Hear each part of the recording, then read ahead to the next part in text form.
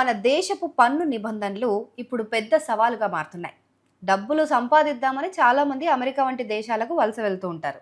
అయితే అక్కడ మనం పరాయి వాళ్ళం కాబట్టి, ఆ దేశంలో మనం డబ్బులు సంపాదిస్తున్నాం కాబట్టి, ఆ దేశం ఇమిగ్రెంట్స్ పైన కొన్ని స్పెషల్ ట్యాక్స్ వేస్తూ ఉంటుంది. ఇక ఇండియాలోనేమో ఆ దేశానికి వెళ్ళి మీరు అక్కడి వాళ్ళకి సంపాదించి పెడుతున్నారు కాబట్టి, మాకు ఇక్కడ ట్యాక్స్ కట్టాల్సిందే, మీ ఆస్తులపైన కూడా ఎక్కువ ట్యాక్సులు కట్టాల్సిందే అని ఎక్కువ పన్నులు విధిస్తోంది. ఒకప్పుడు విదేశాల్లో సంపాదించుకొని ఇండియాకు వస్తే పన్నుల విషయంలో కొంత వెసులుబాటు ఉండేది. కానీ ఇప్పుడు సీన్ మారిపోయింది. భారత ఆదాయపు పన్ను శాఖ నిబంధనలను మరింత కఠినతరం చేస్తూ ఎన్ఆర్ఐల గ్లోబల్ ఆదాయం పైన కన్నేసింది. మీరు ఇండియాలో ఎన్ని రోజులు ఉంటున్నారు అనే దానిపైనే ఇప్పటి నుంచి మీ ట్యాక్స్ బాధ్యత ఆధారపడి ఉంటుంది.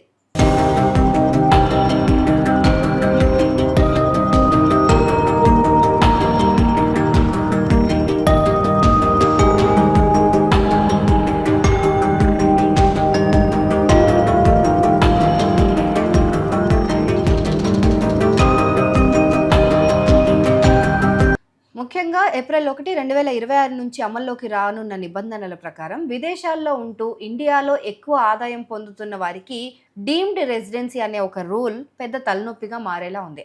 ఎందుకంటే ఒక ఎన్ఆర్ఐ ఇండియాకు తిరిగి వచ్చినప్పుడు తన విదేశీ ఆస్తులు, బ్యాంక్ ఖాతాలు, ఇతర ఆదాయ వివరాలను ఐటీ రిటర్న్స్లో షెడ్యూల్ FAలో తప్పనిసరిగా వెల్లడించాలి.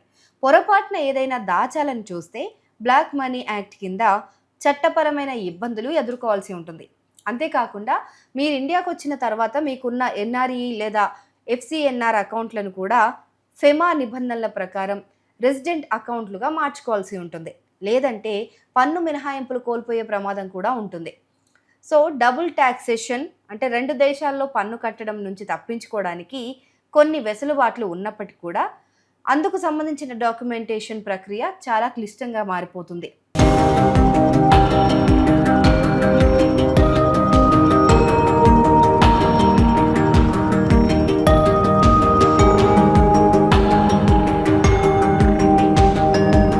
ప్రభుత్వం పన్ను పరిధిని పెంచాలని చూస్తున్నప్పటికీ ఈ కఠిన నిబంధనలు విదేశాల్లో ఉన్న నైపుణ్యం కలిగిన మన భారతీయులు లేదా పెట్టుబడిదారులు ఎవరైతే ఇన్వెస్టర్స్ ఉంటారో వాళ్ళను తిరిగి ఇండియాకు రావడానికి కొంత వెనకాడేలా చేస్తున్నాయని చెప్పొచ్చు.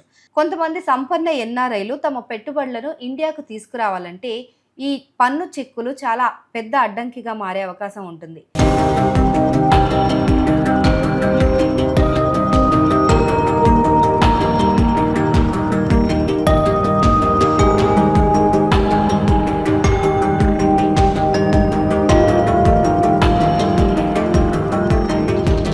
అయితే కొంతమంది నిపుణులకు 5 ఏళ్ల పాటు గ్లోబల్ ఇన్కమ్ పైన పన్ను మినహాయింపు ఇవ్వడం వంటి చిన్న చిన్న ఊరటలు అయితే ఉన్నాయి.